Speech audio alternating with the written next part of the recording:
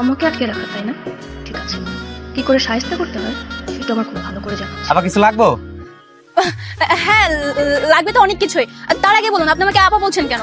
ভাবি রাখবেন। ভাবি ডাকবো, কিন্তু আমার তো কোনো ভাই নাই। আপনি আমাকে চিনতে পারছেন না? চিনবেন বা কি করে? আচ্ছা, এই রোডের অভিকে চিনেন না? অভি, ও আমাকে ভাই, চিনবো না কেন? অবশ্যই চিনি। আমি তো অভিরই বউ। আমাদের পরশুদিন বিয়ে হয়েছে। কোন কি? কিন্তু অভি ভাই বিয়ে করলো, আমরা কিছুই জানলাম না। হ্যাঁ, আসলে হয়েছে কি, হঠাৎ করে বিয়েটা হয়ে গিয়েছে আর কি, কাউকে দাওয়াত দিতে পারিনি। তাই তো আমি এসেছি আপনাদের সবাইকে দাওয়াত দিতে। আরেকটা কাজ করবেন, আমি তো নতুন বউ, কাউকেই চিনি না, আপনি একটু কষ্ট করে পরিচিত সবাইকে দাওয়াত করে দিবেন। আরে আপা, আপনি এখানে?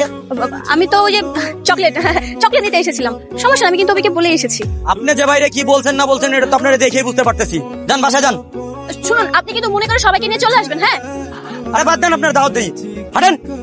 আমি কিন্তু এই বাসার অবির বউ, আপনারা সবাই চলে আসবেন আজকে দুপুরে, আপনাদের সবাই। এই আপনি কি পাগলামি শুরু করতেন? জান তো, এই ঢুকেন। পাগলামি শুরু করছে। এই নেবো। কি সমস্যা? হ্যাঁ, এলাকায় কোনো সমস্যা হয়েছে নাকি? না ভাই, ভাবি দাওয়াত দিছে তো, এলিয়া দাওয়াত খেতে আইছি সবাই মিলা। ভাবি? কার ভাবি? কিসের ভাবি? কেন, আপনার বউ? বউ? এই আমি তো এখনো বিয়ে করি নাই, বউ আসবে কোথেকে? আরে না, আমরা তো ওই যে ভাবি, আসসালামু আলাইকুম। এই তুমি ওদের আসতে বলছো? কি ব্যাপার, এত লোকজন? অভি, এলাকায় কোনো ঝামেলা হয়েছে নাকি? আরে ঘরের ঝামেলা তো শেষ করতে পারতাছি না, এলাকার ঝামেলা কি শেষ করবো? ওই লিমা কি করছে জানো?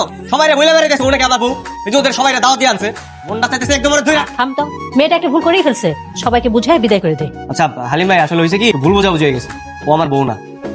আর যা হয়েছে আমি আপনারা পরে বুঝাবো। এই রতন ভাই। চল, সবাই নিয়ে যা। জি ভাই, ঠিক আছে। এই তোমার সমস্যা কি? হ্যাঁ, সবার সামনে এমন করলে কেন? তোমার উদ্দেশ্য কি? জানো তো কি করবো, কতদিন ধরে এই শাড়ি পরে রয়েছে, এভাবে বাড়ি শাড়ি পরে কতদিন থাকা যায় বলুন?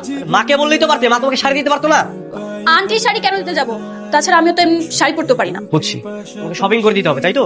হ্যাঁ, আপনি বুঝলেন কি করে? হ্যাঁ বুঝতে পারছি, ঠিক আছে, তোমার জন্য কালকে কাপড় চোপড় নিয়ে আসবো। আপনি কাপড় চোপড় নিয়ে আসবেন মানে? আপনি কি মেয়েদের ড্রেস কখনো শপিং করেছেন নাকি?